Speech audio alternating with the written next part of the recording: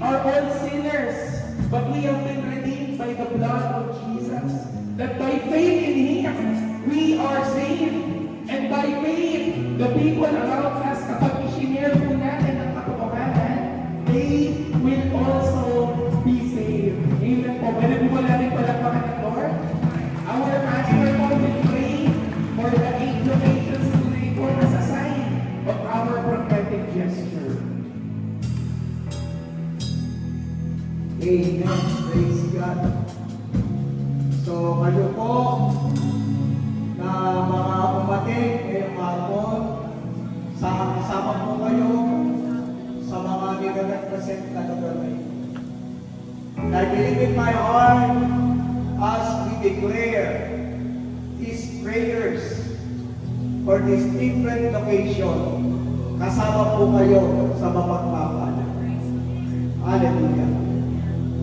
Praise the name of the living God.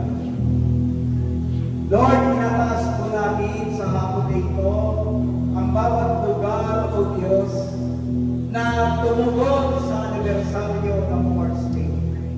Salamat, Panginoon, sa mga attendees na nanggagaling sa iba't ibang lugar na ito at naniniwala po kami, O Diyos, na bawat lugar na pinanggalingan nila matataniman ang salita ng Diyos.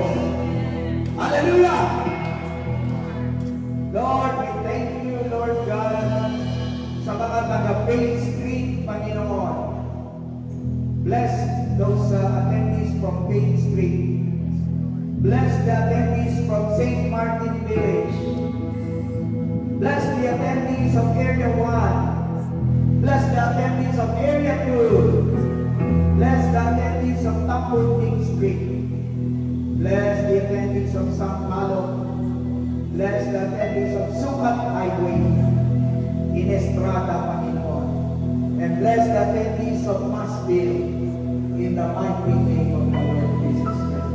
Lord, dinideklara po, Panginoon, ngayong hapon, ang mayamang habag at biyaya niyo sa bawat lugar na ito. Dinideklara namin, Panginoon, na ang bawat lugar na yan ay magiging lighthouse. Ikaw ay magtitingting sa mga lugar na yan. Pagkat yun ang sinabi mo, Lord. Hallelujah. Let your light shine among men, that they may see the glory of the God the Father. Hallelujah.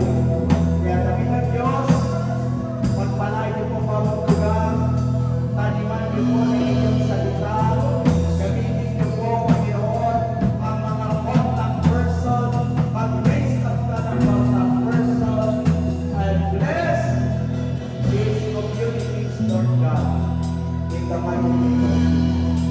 Yes, let your light shine sa mga lugar na ito.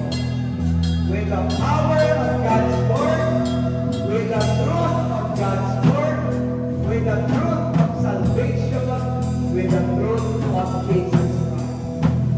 Give you praise, glory, and honor, Lord Jesus. This we declare